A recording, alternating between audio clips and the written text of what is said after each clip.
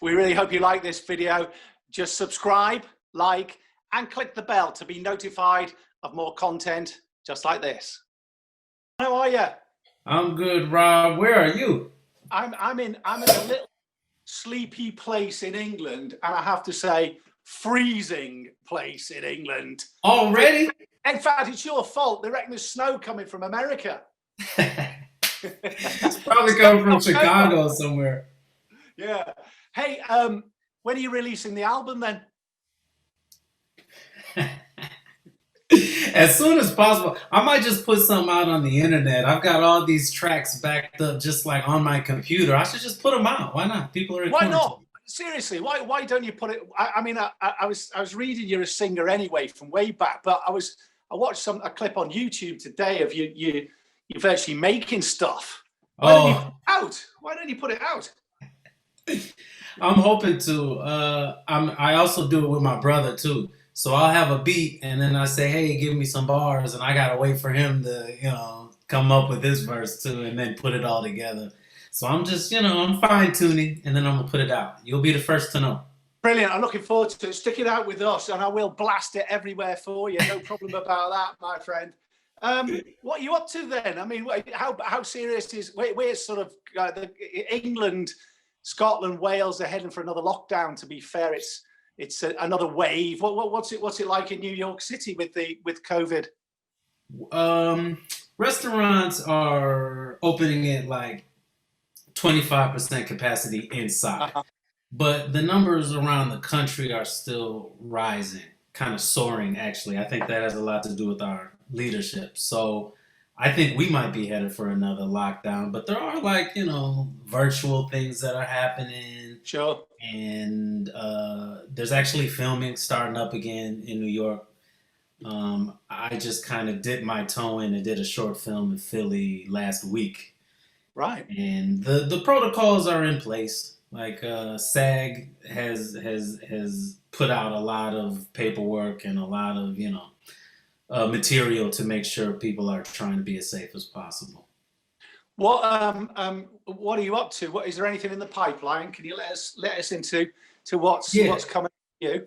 So basically, theaters are probably hit the most hard because usually American theaters don't have a lot of money saved up. That's just not how they're non-for-profit.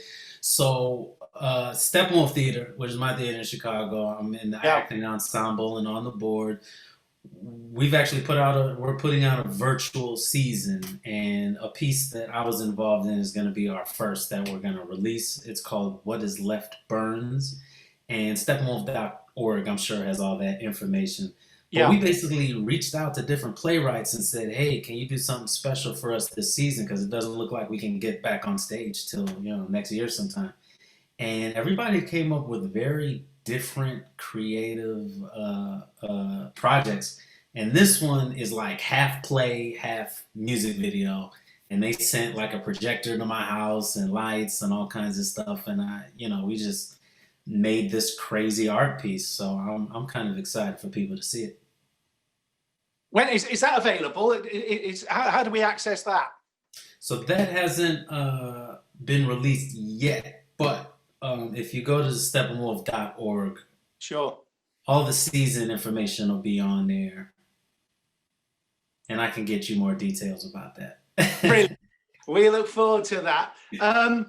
What about any TV work? Any films in the pipeline down the line? So we haven't, been really filming. I just did this short film. It was called Sanctuary, and it's about immigration in a small steel working town in Philadelphia, or in Pennsylvania.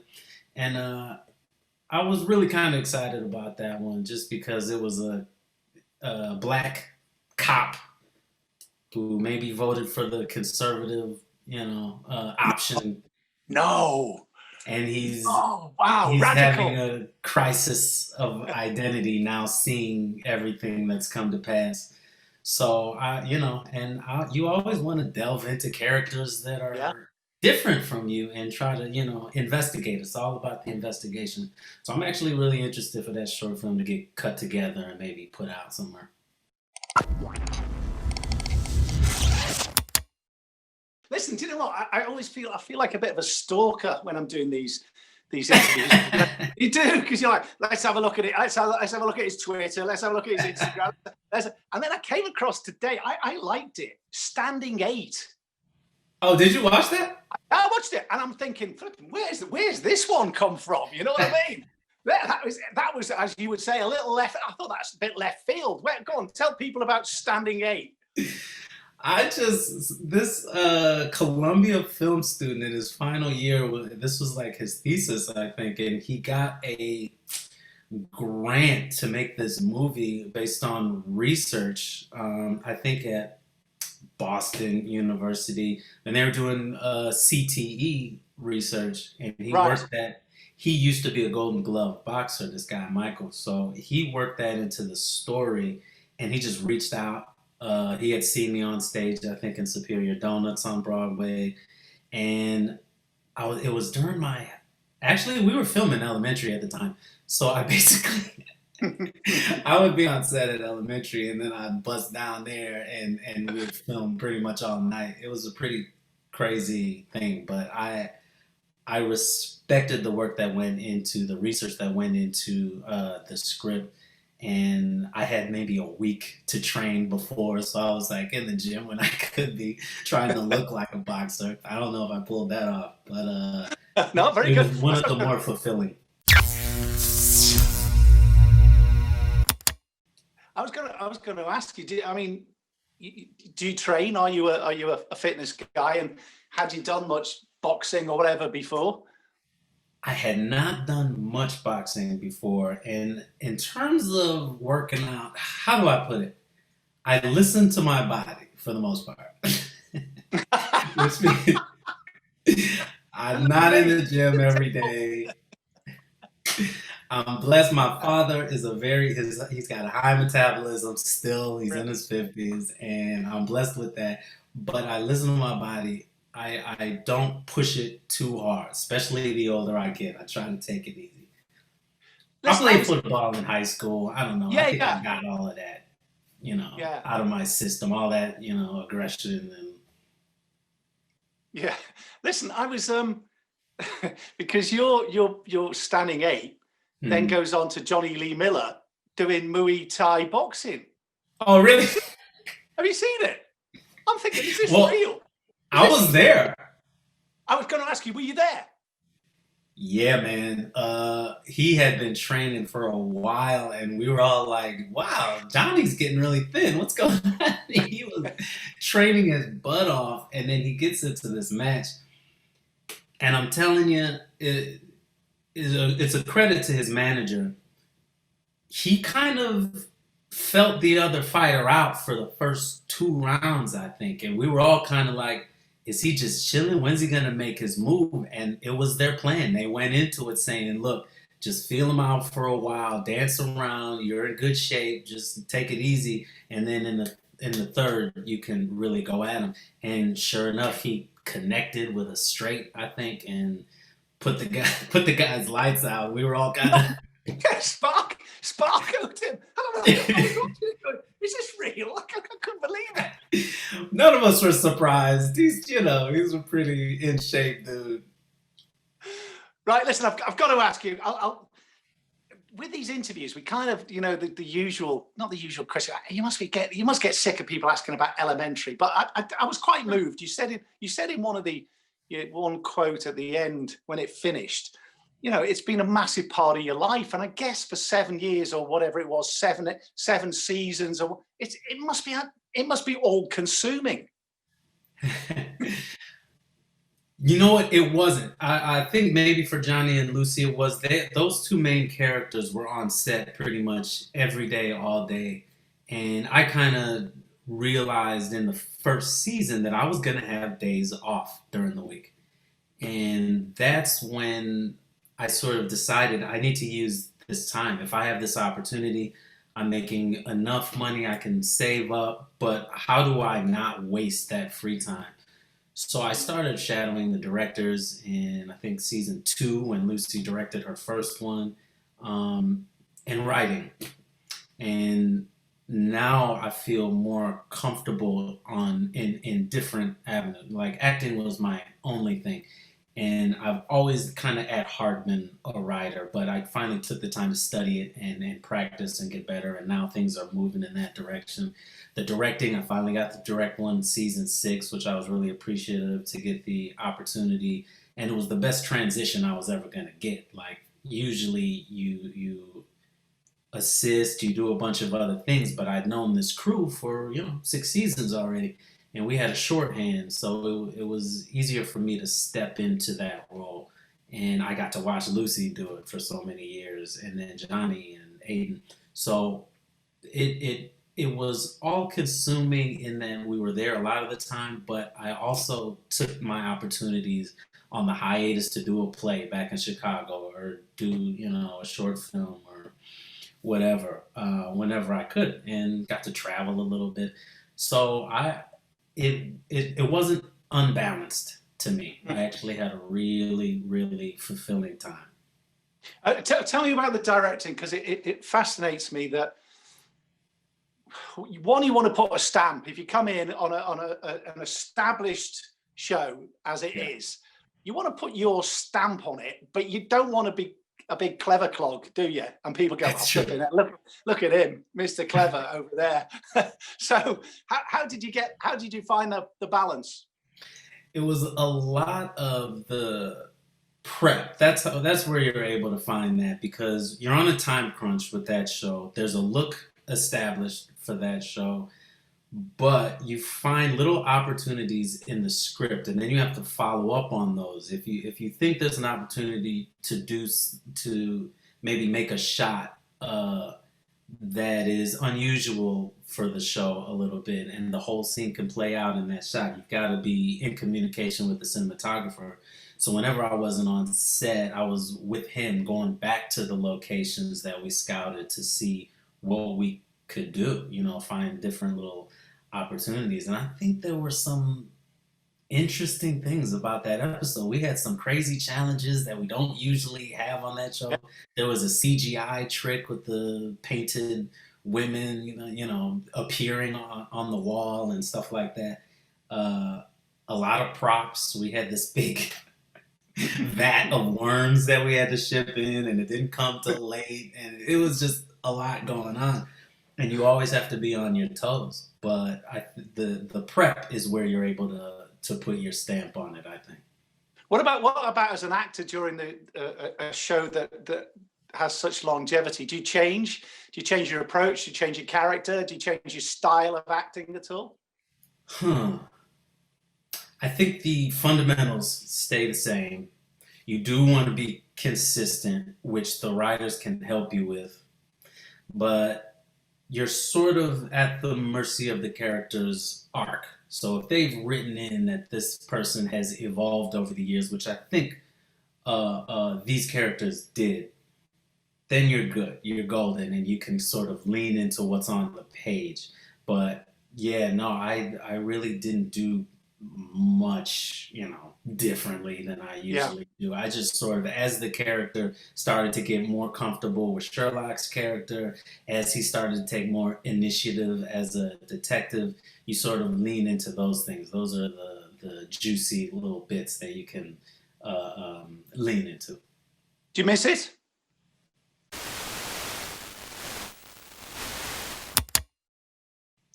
I miss seeing all those people. Mm. I do.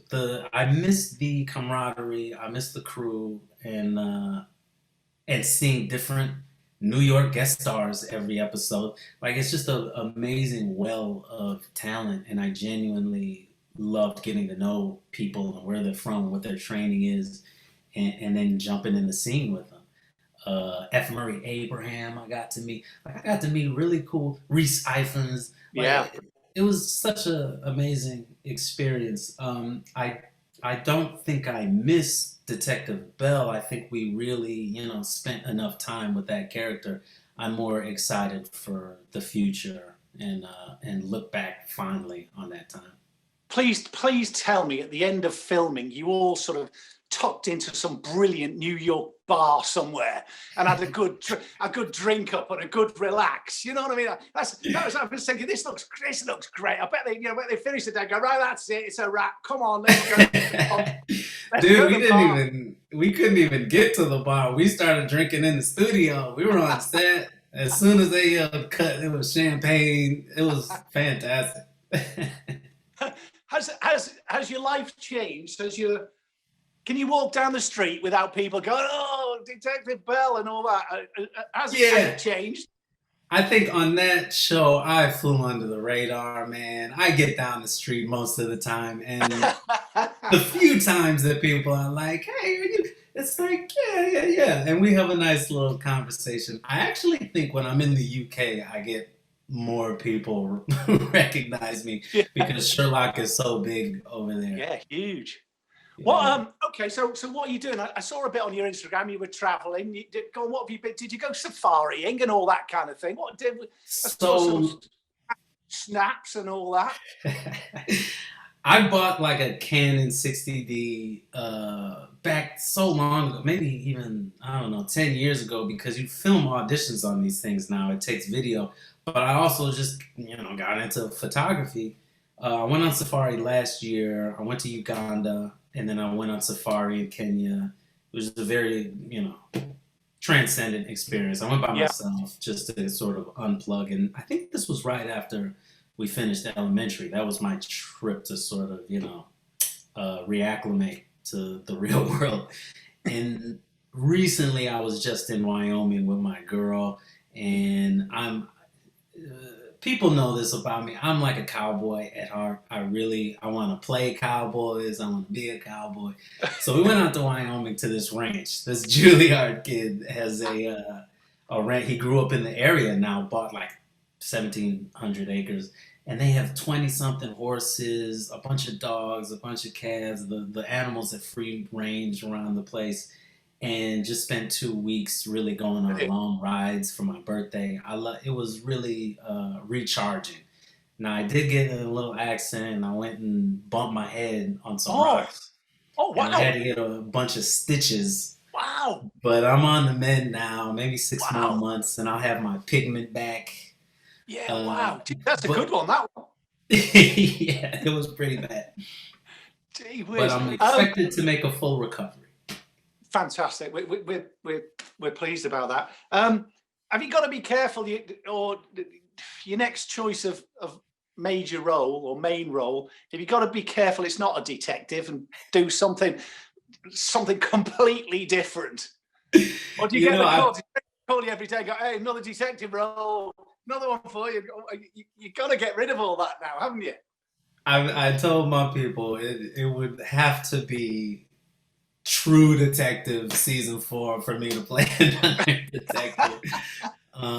We actually were able to get cast in this thing called 61st Street. It's supposed to be on AMC. We were going to shoot it in May, and then COVID hit, so it got pushed to the new year. We'll see if I still get to do that, but I would be playing this reverend named Hoodie in Chicago on the South Side, who goes around and he helps people that have been arrested, making sure they know their rights and making sure they're making good decisions for the future. And I was, really interested in that sort of. He was like this gritty, young, energetic reverend, and I'm interested in delving into that world. We'll see what happens. We're not really sure if it's gonna go, but that would be a little bit of a departure.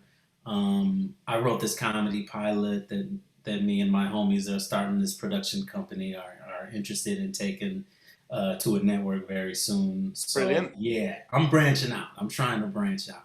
Hey, listen, it sounds to me like apart from COVID and lockdown, that life is good for you, which we're all, apart from your big, lovely scar. But hey, how tough will you look like that when you walk into a bar next time? People go, oh, keep away from him. Look at him. That lad's tough over there. Hey, listen, it's been lovely talking to you. Take care of yourself. Lovely talking to you, Rob. And we'll follow your career with great interest and hopefully catch up with you sooner rather than later. Thanks for taking the time, man. This means a lot. Appreciate you. Great seeing you. Take care. Take care. All the best to you. Peace.